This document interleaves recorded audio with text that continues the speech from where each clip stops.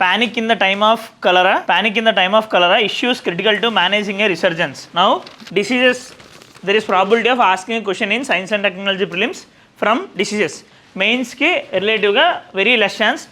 Until now, in the last 10 years, no question has been asked with respect to diseases. Right? Even COVID లాంటి టైంలో వచ్చినప్పుడు కూడా అడగలేదు మెయిన్స్లో, బట్ ప్రిలిమ్స్లోనే అయితే అడిగారు. ఎందుకంటే డైరెక్ట్గా డిసీజెస్కి రిలేటెడ్ సిలబస్ పాయింట్స్ ఏదీ లేదు. ఓకే, వ్యాక్సిన్స్ అట్లా అడిగే స్కోప్ ఉంటుంది. అండ్ ప్రిలిమ్స్లో కోవిడ్ తర్వాత 2 years కూడా వ్యాక్సిన్స్ గురించి 2-3 questions వచ్చాయి. ఓకే, సో అలా అయితే స్కోప్ ఉంది. బట్ ఏదైనా డిసీజ్ న్యూస్లో ఉంటే ప్రిలిమ్స్లో అడగడానికి స్కోప్ ఉంది. Now cholera, you might have heard of this cholera. Cholera దేనివల్ల వస్తుంది? Water contamination, something sort of contamination. దీనివల్ల మనకు వచ్చే ప్రాబ్లం ఏంటి? డయేరియా లాంటివి వస్తాయి. దేనివల్ల ఈ కలరా వస్తుంది? What is it? Bacteria called Vibrio కలరేట్.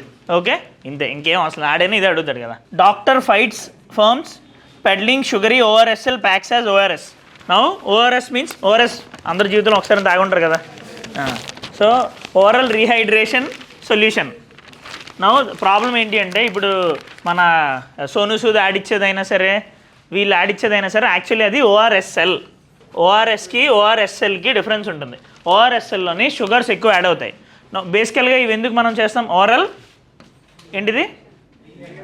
Rehydration solution. ఇది oral rehydration salts. Okay, now with lactose. Now ఇక్కడ ప్రాబ్లం ఏంటి అంటే, here additional salts will be added. So diarrhoea కానీ రీహైడ్రేషన్ కానీ దీనివల్ల వచ్చే యూజ్ పెద్దగా ఏం లేదు. దీనివల్ల యూజ్ ఉంటుంది. Now the problem is that all these pharmacies are selling ORSL as ORS. Even అందులో కూడా దాని మీద కూడా ఓఆర్ఎస్ అనే మెన్షన్ చేస్తున్నారు చాలా వరకు. Now it is problematic. Apple flavour ఇలా ఏ ఫ్లేవర్ కావాలని అడుగుతారు కదా, సో అక్కడ ఇది, సో అది ఓఆర్ఎస్ఎల్. దాంట్లో రియల్గా ఓఆర్ఎస్ఎల్ యాపిల్ ఫ్లేవర్ కలపడానికి అవ్వదు యాక్చువల్లీ. ఓకే, యాపిల్ ఫ్లేవర్ ఉంది అంటే అది ఓఆర్ఎస్ఎల్, పెద్దగా పనిచేయదు. అయితే ఇది తాగితే తగ్గిపోద్దని మనకు ఫీలింగ్ ఉండొచ్చు అండి, ఆ ఫీలింగ్ వల్ల మనకు తగ్గిపోద్ది, దానివల్ల అయితే తగ్గదు. Now who had invented this ORS? Okay, ఇండియనే. Now he got many prizes for it also. ORS is a greatest invention. ఎందుకంటే రీహైడ్రేషన్ ఓఆర్ఎస్ కనిపెట్టకపోతే ఇంజెక్షన్స్ ద్వారా మనకి ఇంట్రావీనల్ ద్వారా మనకి ఫిల్ చేయాల్సి వచ్చేది. Now we're using just through solution, ఓరల్గా మనం తీసుకుంటున్నాం. It has been invent. రీసెంట్గా ఆయన చనిపోయాడు కూడా 1 year back. His name is Mahalanobis, Dilip Mahalanobis. Even WHO warns about this. ORS అని పేరు చెప్పి ఓఆర్ఎస్ఎల్ అమ్మేస్తున్నారు అని WHO also warns about this. Again Kejriwal to quit seeks polls. Now the thing ఏంటంటే, ఇప్పుడు for example most of the people are from Andhra, Telangana, right? Now ఇప్పుడు CBN means Chandrababu Naidu. If he resigns, take అది వద్దులండి. If Pawan Kalyan resigns, government పడిపోద్దా? CBN resign చేస్తే why? So chief minister. Now chief minister కనుక resign చేస్తే he can declare dissolution of the house. అతను resign చేసేసి మొత్తం క్యాబినెట్ మొత్తం, అతను రిజైన్ చేస్తే క్యాబినెట్ మొత్తం రిజైన్ చేయాలి. ఇంకేం మినిస్టర్ రిజైన్ చేసినా సరే క్యాబినెట్ మొత్తం రిజైన్ చేయాల్సిన అవసరం లేదు. ఓకే, అండ్ కావాలి అంటే సీఎం నేను హౌస్ మొత్తాన్ని డిజాల్వ్ చేసేస్తున్నాను, మళ్ళీ ఎలక్షన్ పెట్టండి అని కూడా అడగచ్చు. Okay, CM is having that power. So Kejriwal అంటున్నాడు, నేను ఇప్పుడు యాక్చువల్ మహారాష్ట్ర ఎలక్షన్స్ ఉన్నాయి కదా, మహారాష్ట్ర ఎలక్షన్స్తో కలిపి మేము ఎలక్షన్స్కి వెళ్ళిపోతాము అని అంటున్నాడు. He is doing that. ఇది ఎందుకు అంటే, బీజేపీ ఆప్ని 2 కింద చేయకూడదాము అని అనుకుంటుంది. Basic thing is power politics, మనకు సంబంధం లేదు. సో ఆ పవర్ పాలిటిక్స్లో భాగంగా ఆప్ బ్రేక్ అయిపోకూడదని అనుకొని, సో ఇప్పుడే ఎలక్షన్ అయితే there will be unity. So ఈ ఎలక్షన్లో భాగంగా అతను ఇప్పుడే బయటకు వచ్చాడు కదా, నిన్నే ఇప్పుడు వస్తాడు కదా బయటికి. సో ఎంపతితోనైనా ఓట్లు పడతాయని అతని ఉద్దేశం, అంతే. ఓకే, దీనికి మించి మనకి ఇక్కడ ఎగ్జామ్కి యూజ్ అయ్యేది ఏం లేదు. Nipah virus, and this one also. ఈ డిసీజెస్ ఇవన్నీ ఏంటంటే, ఇప్పుడు now this is the first day of this disease, right? First day of this disease అది అట్లా వస్తూనే ఉంటాయి. సో మనము కొంచెం టైం అయిన తర్వాత దానికి ఏమైనా వ్యాక్సిన్స్ ఇవేమైనా అంతా వచ్చిన తర్వాత 1 week 10 days తర్వాత అయితే దాని మీద relatively good number of articles వస్తాయి. అప్పుడు ఒకసారి మనం ప్రిపేర్ అయితే సరిపోద్ది. రిపీటెడ్గా చూడడం అనేది మనకు time waste. Railway told to disclose list of staff with disabilities. Now chief information commissioner, RTI means right to information. Now there is a Right to Information Act which was formed in 2005. Okay. Now we right to what is the benefit of this Right to Information Act? Right to information. So government related any information, if we ask to submit to us, they have to submit to us because this is our right. Right ante ఏదైనా మన హక్కు లాంటిది. And right to information is a right under Article 19 and 21. 19 ఏంటి?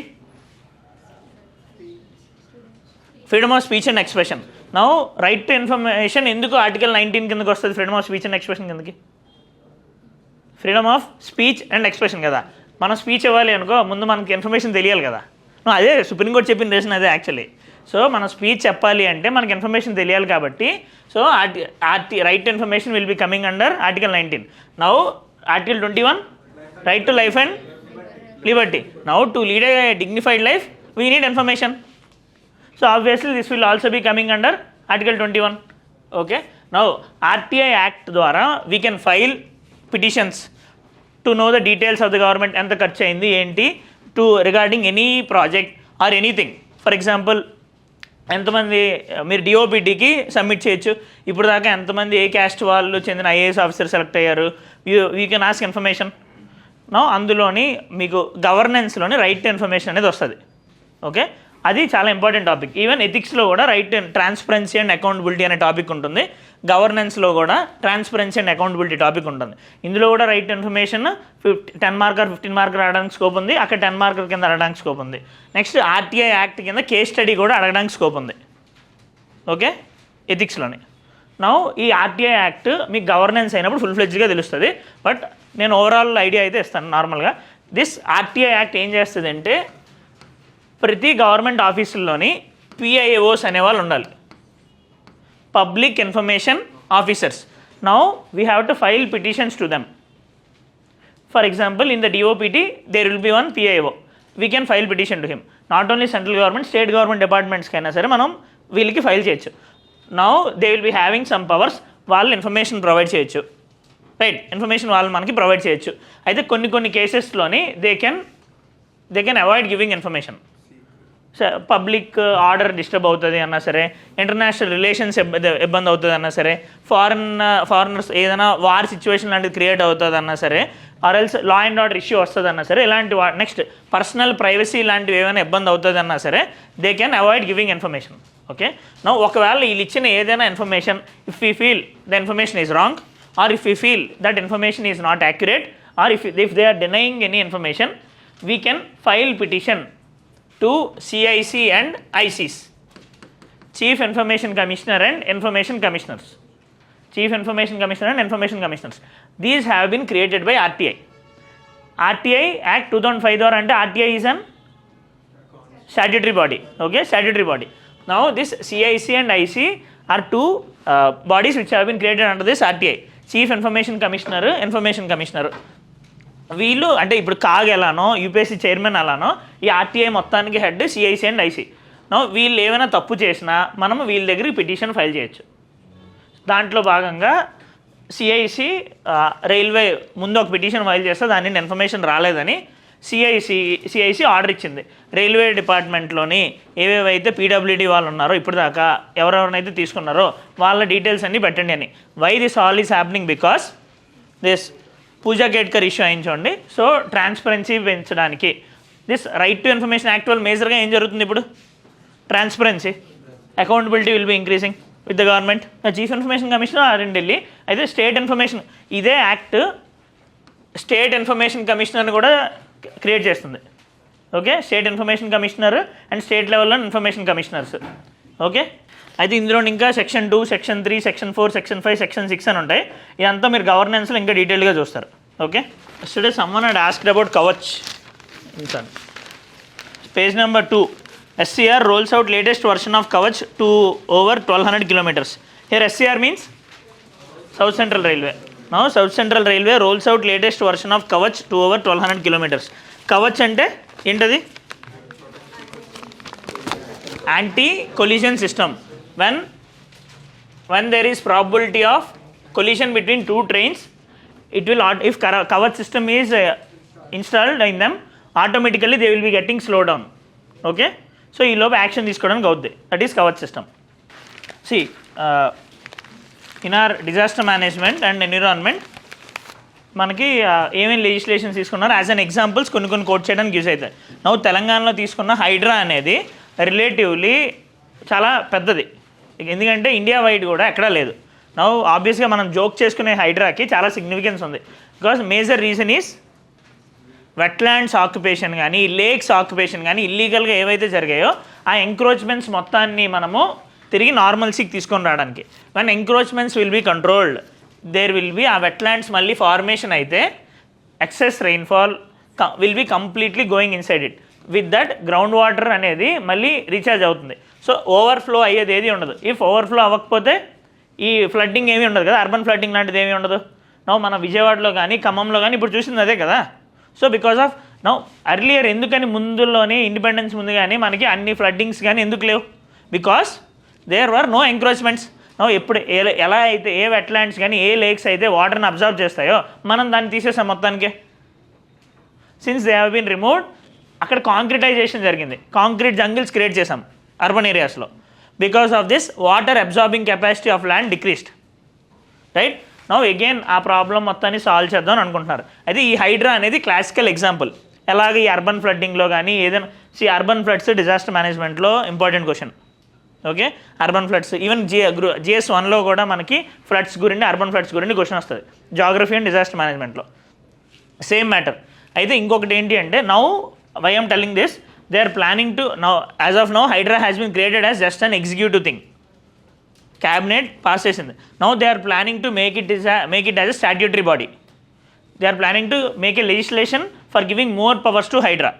Okay, AP suspends 3 IPS officers in actor harassment case. ఏపీలోని this Kadambari Jethwani అనే ఒక this basic Mumbai related actress ఆవిడ మీద హెరాస్మెంట్ జరిగిందన్న అలిగేషన్ కింద Vishal Gunni, Kanthirana Tata and PSR Anjaneyulu all the 3 of them have been suspended. Now దీనికి significance ఏంటి అంటే మనకి రిలేటివ్గా అక్కడ సిగ్నిఫికెన్స్ ఏం లేదు. బట్ మనకి GS 2లోని గవర్నెన్స్లోని role of civil services in democracy అనే ఒక టాపిక్ ఉంటుంది మెయిన్స్లోని. నా ప్రిలిమ్స్లో అయితే ఏముండదు. ఆ role of civil services in డెమోక్రసీకి ఒకవేళ ఈ అలిగేషన్స్ ప్రూవ్ అయితే యాజ్ ఆఫ్ నో ఇంకా ఇవి అలిగేషన్స్లోనే ఉన్నాయి. No role of civil service in డెమోక్రసీలోని decay of civil services question వస్తుంది అండ్ రీఫార్మ్స్ ఏవేవి తీసుకొని రావాలి అని క్వశ్చన్ వస్తుంది.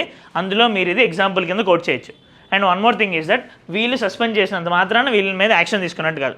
Because for all the civil servants in the country there is a provision under article 312. It is very strong provision in the constitution. Article 312 కింద ఎవరినైనా dismiss చేయడం చాలా కష్టం.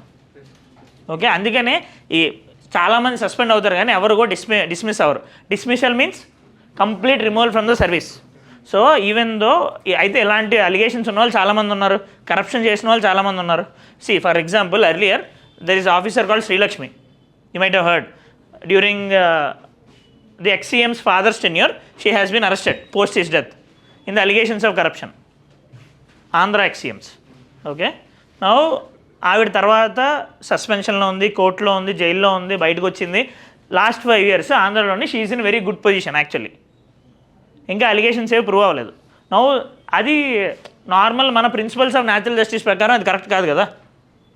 Either case should be heard first or else ఆవిడ తప్పు చేసిందో ఒప్పు చేసిందో తెలియాలి. If she really she had done crime or any corruption scandal, why should they rule us or else why should they administer us?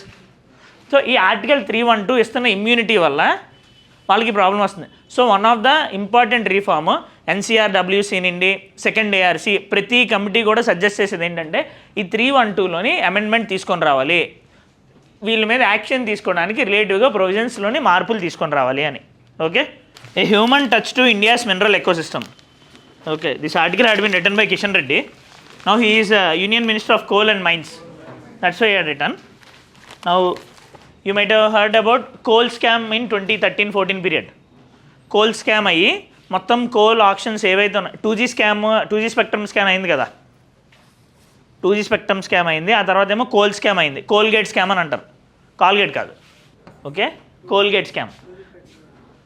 2G 2G అంటే తెలుసు కదా, 2G 3G 4G 5G. అయితే ఈ స్పెక్ట్రమ్ ఆప్షన్స్ అవుతాయి కదా, ఆప్షన్స్లోని వాళ్ళకి అప్పుడు UPA government వాళ్ళకి నచ్చిన వాళ్ళకి ఇచ్చేసింది tenders, without due process follow అవ్వకుండా ఇచ్చేసింది అని అలిగేషన్స్ ఉన్నాయి. They had given tenders at a very low price అన్నట్టు. సిమిలర్గా ఈ కోల్గేట్ స్కామ్ కూడా అదే, ఈ ఆప్షన్స్ అనేవి బిడ్డింగ్ ప్రాసెస్ సరిగ్గా అవ్వకుండా ఎవరికి కావాలంటే వాళ్ళకి ఇచ్చేశారు అని. Because of that supreme court judicial activism అనుకోండి, ఏదైనా అనుకోండి, బట్ సుప్రీంకోర్టు కోల్ లైసెన్సెస్ ఏవైతే ఉన్నాయో మొత్తం అందరు లైసెన్సెస్ క్యాన్సిల్ చేసింది.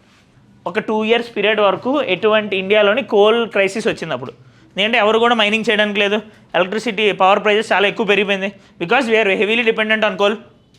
ఆ మూమెంట్లోని MMDR యాక్ట్ అనేది తీసుకొని వచ్చారు. సారీ, MMDR యాక్ట్ 1957లో ఎప్పుడు నిన్న ఉంది. Earlier also we are discussed in our classes. Mines and mineral development regulation act 1957 అనేది ఉంది. Now in 2015 they had made amendment to this. Okay, amendment చేశారు. ఆ అమెండ్మెంట్ చేసి ఏం తీసుకొని వచ్చారు అంటే కోల్ బ్లాక్ అలొకేషన్లో ప్రాసెస్లోని కొంచెం ట్రాన్స్పరెన్సీ తీసుకొని వచ్చారు. అలాగే తర్వాత చాలా అమెండ్మెంట్స్ అనేవి జరిగాయి. ఈవెన్ 2020లో ఏం చేశారంటే 100% ప్రైవేట్ ప్లేయర్స్ కూడా పార్టిసిపేట్ చేయొచ్చు కోల్ ఆప్షన్లో.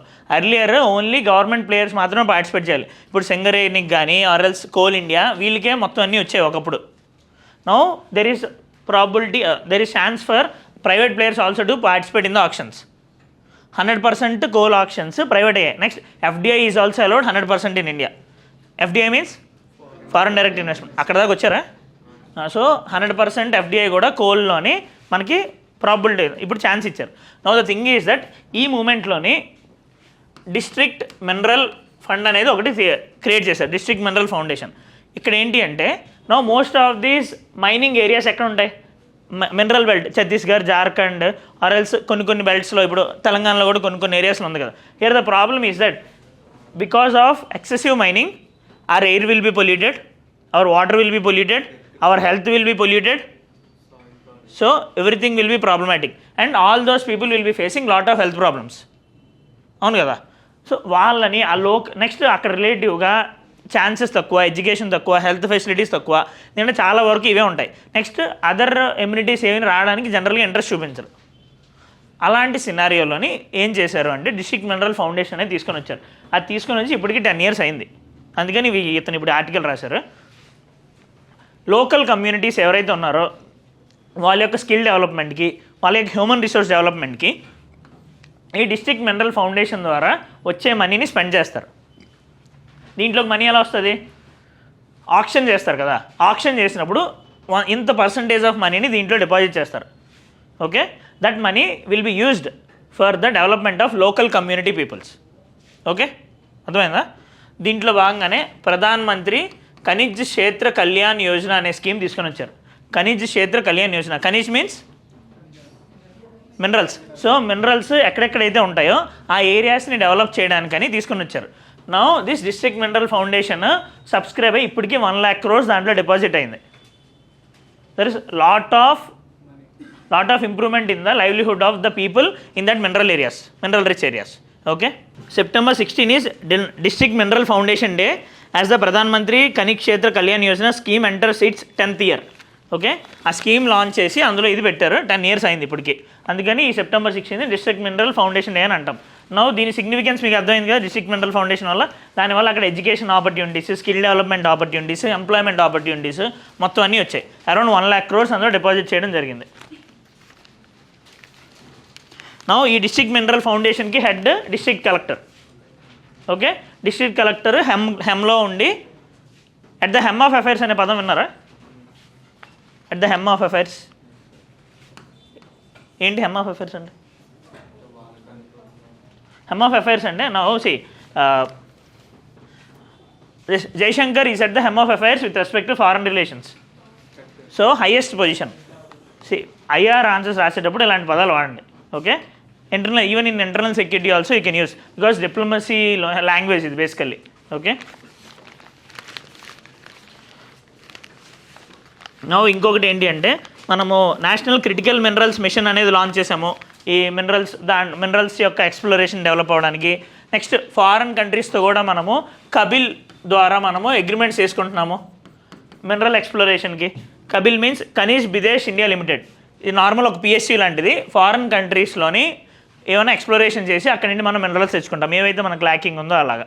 ఓకే, డిఎంఎఫ్కి ఎవరు చైర్మన్ లాగా డిస్ట్రిక్ట్ లెవెల్లో డిస్ట్రిక్ట్ కలెక్టర్. ఓకే, ఆ ఏరియా ఎంపీస్ కూడా అందులో మెంబర్స్ కింద ఉంటారు. Okay, democratic engagement with a discipline with a digital plugin. Now the thing is that democracy means చెప్పండి అబ్బా, పోనీ చిన్నప్పటి నుండి ఉంది of the people, for the people, by the people. ఏదో నా సాటిస్ఫాక్షన్ కోసం ఏం చెప్పొచ్చు కదా ఏదైనా. So uh democracy engagement, now we are doing our duty with respect to democracy. India democratic country అని ఎందుకు అంటున్నాము అంటే each and every person in the India he is doing his duty. తనకు కావాల్సిన వాళ్ళు తను ఎన్నుకోవడంలోని, తనకు కావాల్సిన పాలసీస్ తను తెచ్చుకోవడంలోని. నౌ ద ప్రాబ్లం ఏంటి అంటే డిజిటలైజేషన్ ఎక్కువ అయిపోయిన తర్వాత మన డెమోక్రటిక్ మైండ్ సెట్లో మార్పు వచ్చింది. ఫర్ ఎగ్జాంపుల్ రిపీటెడ్గా ఏంటది యూట్యూబ్లో కానీ, ఇన్స్టాగ్రామ్లో కానీ, ట్విట్టర్లో కానీ, ఫేస్బుక్లో కానీ ఒకటే వచ్చింది అనుకోండి. ఏంటది, ఫర్ ఎగ్జాంపుల్ రేవంత్ రెడ్డి తప్పు చేశాడు అని ఏదైనా ఒక దాని మీద వచ్చింది అనుకోండి, ఇంకా మనకి ఇంకా ఆప్షన్ లేదు, మనమే నమ్మేస్తాం. రైట్?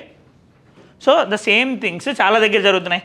ఫర్ ఎగ్జాంపుల్ ట్రంప్ ఎలక్షన్లోని 2016 ట్రంప్ ఎలక్షన్లోని ఫేస్బుక్ కేంబ్రిడ్జ్ అనలిటికా అనే స్కామ్ జరిగింది. ఆ స్కామ్లో ఏంటి అంటే అఫ్కోర్స్ చాలా పెద్దది అది. ద థింగ్ ఈజ్ అందరి మైండ్ని మార్చడానికి రిపీటెడ్గా ఇలాంటివన్నీ వచ్చేవి మన ముందుకి, ఐ మీన్ యూఎస్ అక్కడ ఓటర్స్ ముందుకి. సిమిలర్గా యూరోపియన్ యూనియన్ ఏదైతే ఉందో, యూరోపియన్ యూనియన్ బ్రెక్సిట్ అని అంటారు కదా. Brexit means Britain's exit from EU. No ఈ బ్రిటన్ ఎగ్జిట్కు ముందు రెఫరెండం అయింది కదా, అందులో కూడా లీవ్ EU అనేది చాలా ఎక్కువగా వచ్చింది. నో మన డిజిటల్ థింగ్స్ మన మైండ్ని అటాక్ చేస్తున్నాయి. సో డెమోక్రసీని డిస్టెబిలైజ్ చేస్తున్నాయి. నో అది పాజిటివ్ నెగిటివ్ అవ్వచ్చు, అది యూజ్ చేసే వాళ్ళ బట్టి ఉంటుంది. No the thing is that even this ఎలక్షన్స్లోని డిజిటల్కి చాలా ఎక్స్పెండిచర్ చేశారు. ఇక్కడ యాక్చువల్గా డేటా మెన్షన్ చేశారు. For example around 7,800 lakhs BJP spent on digital advertisements. Similarly, Congress spent 4,900 lakhs on digital advertisement. All these are creating fake propagandas. Okay, ido problem undi ani.